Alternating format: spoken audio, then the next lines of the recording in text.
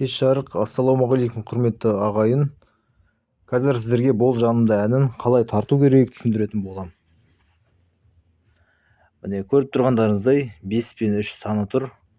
5 санын, яғни 5-ші пернеден басамыз.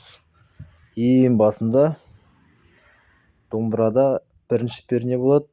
5-ші пернеге дейін санаймыз. 1, 2, 3, 4, 5. Үстінен басамыз, астынан 3-ші перне.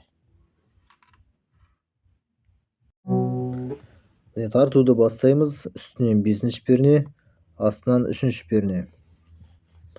Ба, төменге қағыз. Басы, масәл. Қалай тарту керек, сандарды қалай табу керек? Өткен сабақта түсіндіріп айттым, қарап алыңыздар. Міне қазір асықпай тартам. Міне 5 пен 5, басы, ма дегенде 5 пен 5. Масәл, сонда басы масәл, бақ қонғанда менің. Міне бақ қонғанда, қайтадан бақ қонғанда. Әрі қарай екінші жол дәл солай жаңағыдай санап табамыз. Менің атым мақталғанда. Әрі қарай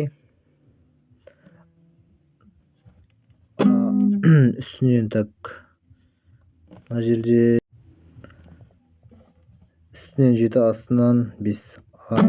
Арайланған. Сосын үстінен 12, астынан 10. Ақтандарда.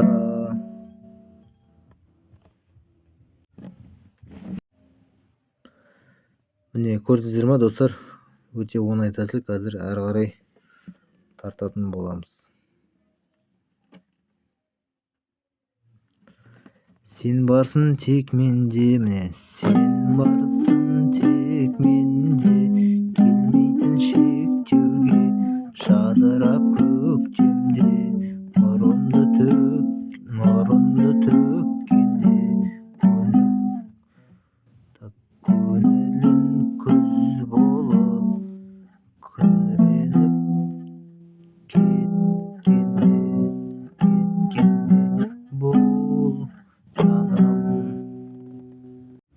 Міне бол жанымда. Қайтадан бол жанымда.